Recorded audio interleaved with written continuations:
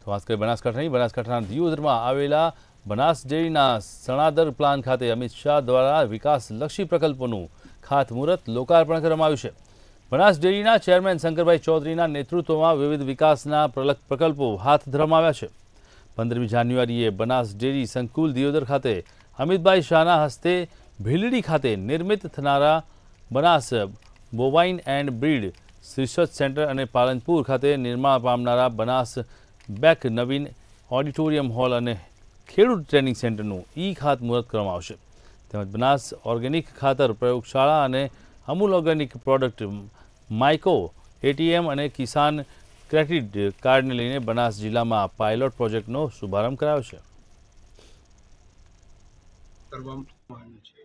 તમામ સહકારી સંસ્થાઓનું કોર્ડિનેશન થાય, સહકારિતા એકબીજાને સહકારના માધ્યમથી પ્રજાનું કલ્યાણનું કામ કરે।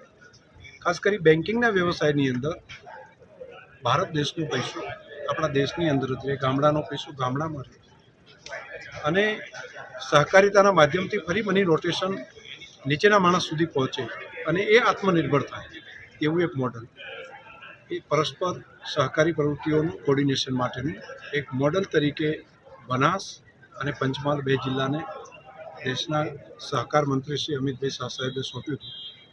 એની સફળતાપૂર્વક અહીંયા આગળ અમલીકરણ કર્યા પછી આખા દેશની અંદર, રાજ્યની અંદર બધી જગ્યાએ તેનો અમલ થાય।